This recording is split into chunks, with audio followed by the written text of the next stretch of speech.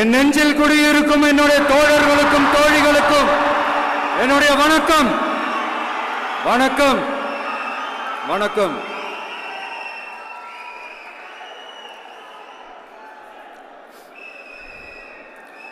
கதறல் சத்தம்லாம் எப்படி இருக்கு?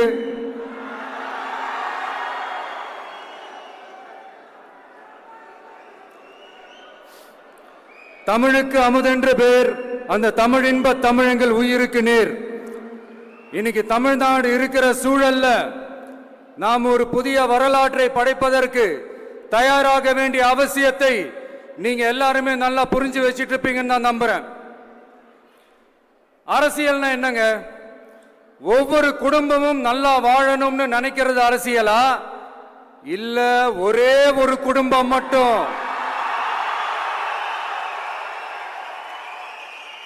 தமிழ்நாட்டை சொரண்டி நல்லா வாழணும்னு நினைக்கிறது அரசியலா? நீங்களே சொல்லுங்க, எது அரசியல்?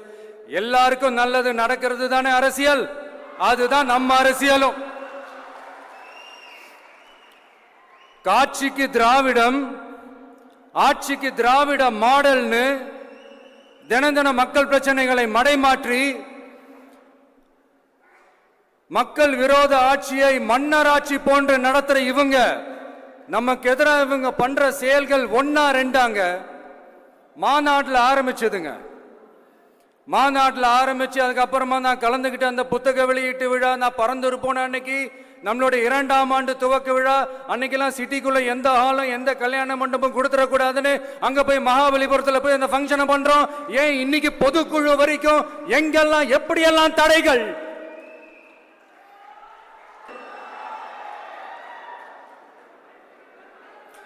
ஒன்றியத்தில் பாஜக ஆட்சியை ஒரு பாசிச ஆட்சின்னு அடிக்கடி அறைகூவல் விடுத்து விட்டு இங்க நீங்க பண்ற ஆட்சி மட்டும் என்னவா?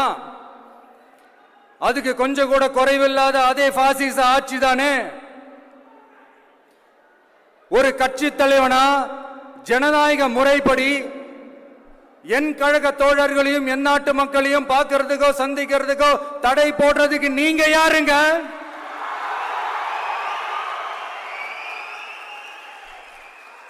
தடையை மீறிய மக்களை பார்க்கணும்னு முடிவு பண்ணிட்டா போயே தீருவேன். சட்டத்தை மதிக்கணும்ன்ற ஒரே காரணத்துக்காக தான் அமைதியா இருக்கிறேன். நேத்து வந்தவெல்லாம் முதலமைச்சர் ஆகணும்னு கனவு காண்றான்னு சொல்றீங்க.